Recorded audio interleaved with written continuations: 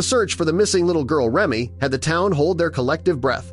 Eventually, a volunteer managed to find her in the cornfield, but it would not be the joyful reunion that he expected. Because Remy was not alone, there was something behind her, and the volunteer knew that had to take immediate action. This little girl was not out of the woods just yet. When Quinlan, a volunteer in the search and also Remy's uncle, took a search dog out into the vast cornfields, he finally managed to find his little niece, but he could barely believe in what state he found her. Was he too late? There Remy was, lying motionless on the ground. For a second, he thought that something might be really wrong, but then Remy slowly started getting up, as if she had just awoken from a deep slumber. Quinlan was ready to pick her up and hug her, but then he saw it. Quinlan took a step back, away from Remy. The search dog he had followed started to growl. There was something behind Remy, but why had Remy made her way so deep into the cornfield? Why had she not responded to all the calls, and what did Uncle Quinlan see behind her? Before we start, smash the like button and make sure to subscribe if you haven't, and hit that notification bell so that you won't miss any new stories. Timber Elliott was in the middle of getting her to-do list for the day wrapped up. She had started out with minor chores and was now busy cleaning the house when her young daughter Remy walked in. Remy was 3, and like most kids her age, she got restless easily. Remy asked if she could go play outside. At the time, Timber thought nothing of it, a decision she would later regret. About an hour passed and Timber was finally ready with all the house chores of the day. She called for Remy to come inside for dinner and started plating up the table. But when a minute passed without Remy coming running into the house, Timber started feeling a little bit worried. About an hour later, Timber had finished up her cleaning and was wrapping up on dinner preparations. It was now time for Remy to come back inside and get a nice cleanup before eating dinner. However, the unexpected occurred. Timber called for Remy to come inside for dinner, but her calls were left unresponded. Timber began to worry. She could feel the stress of the day mixing with her anxiety. She did her best to calm down as she rehashed the details of the evening in her mind.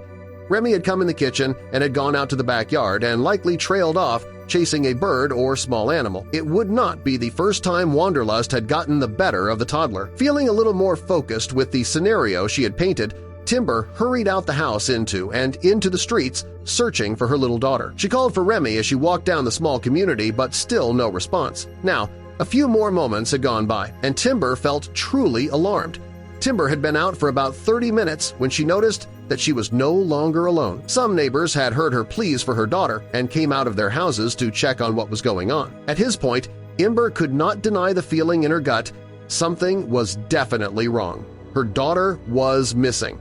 Timber was shaking with worry, knowing without a doubt that her worst nightmares were now a reality had her very shaken up. Timber dialed 911 while neighbors who had come out earlier made their rounds down the block, informing as many locals and enlisting help in finding the little girl. Not long after she got on the phone with 911, Timber's neighbors had managed to rally more locals, and the group of searchers had increased. It didn't take long for them to garner that the little girl was nowhere in their small town. They realized that they would need to search the fields for her. The truth was, Timber lived in a small town that was entirely covered by vegetation.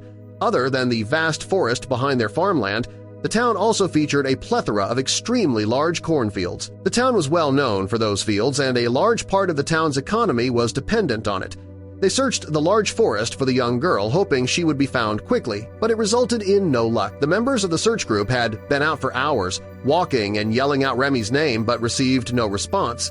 Soon, they all began to fear the worst-case scenario, the cornfields. Everyone worried that the young girl might have made her way to the dangerous cornfields. Not only were the cornfields thick, they were very difficult to maneuver, and it was quite easy to lose focus and get lost in them. Many members of the search parties feared navigating it so late in the night. The search crew huddled together in worry. It was very clear to them that they would not be able to handle the search on their own for much longer, especially when the cornfields were involved. The last thing they wanted was more people going missing. They would need professional help. Lucky for them, it was right on the way. Help came just in time and in the form of police officers and their tenacious scout dogs. Timber felt like she was in a daze. Her mind felt foggy with fear as she searched for Remy. But the appearance of the search dogs made Timber pause for the first time since she realized her daughter was missing. The sight of the search team and their dogs made Timber think of Fat Health, the family dog. Timber realized that the dog was also missing. Could the dog be with her daughter?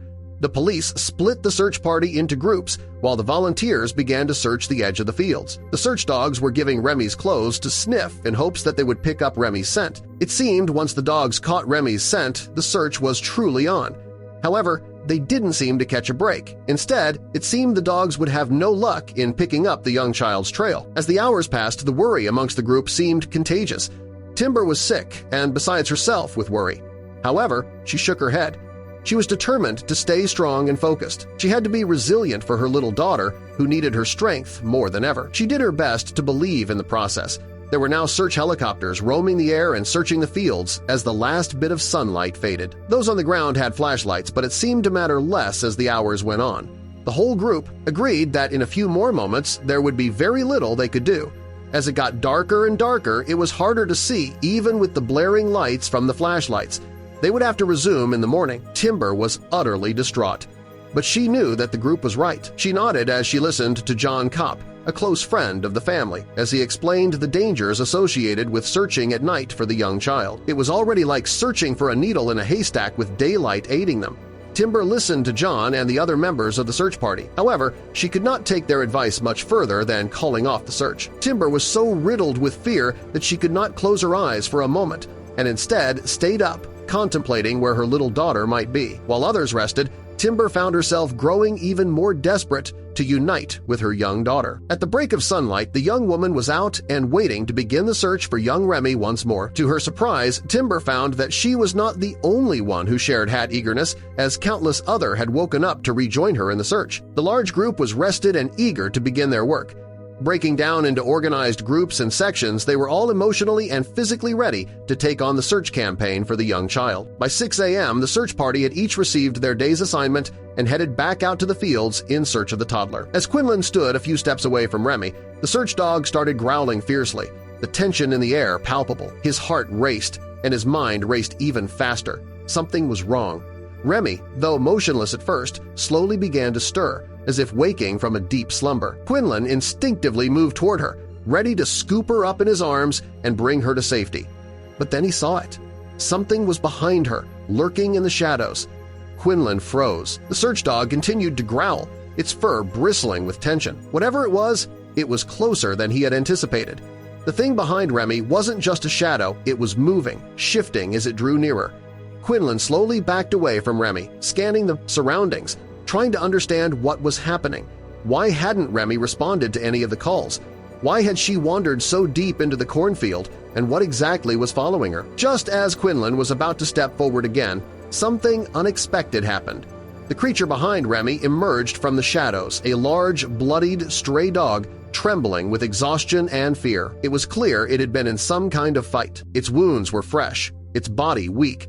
The dog, covered in dirt and grime, had been following Remy for an unknown reason, possibly in search of help or safety. Quinlan, now realizing the situation wasn't as dangerous as he feared, took a cautious step forward. The dog growled again but seemed to calm down as Quinlan spoke gently, his voice low and steady. He had been prepared for something much more sinister, but the truth was far more tragic. The dog had been lost and injured, much like Remy, but it had found its way to her. "Hey, buddy," Quinlan whispered, kneeling down. "You're all right now." The search dog, now more relaxed, stopped growling. Quinlan turned his attention back to Remy, who had started to sit up, looking confused but unharmed. Quinlan quickly called for the rest of the search party to approach. The dog was no longer a threat, but Remy needed to be taken to safety immediately. He carried her carefully, making sure to stay close to the injured dog, which followed them for a while before disappearing back into the cornfield. As the group made their way back to the town, Quinlan couldn't help but wonder how Remy had ended up in such a precarious situation. The cornfields were thick, and it was easy to get lost in them, but there was more to the story questions that would need answers. Why had Remy wandered so far from home, and what had led her to the edge of danger in the first place? Despite the relief that Remy was safe, Quinlan couldn't shake the uneasy feeling that something more was hidden in the shadows, waiting to be uncovered. This was just the beginning of a mystery that no one could have anticipated.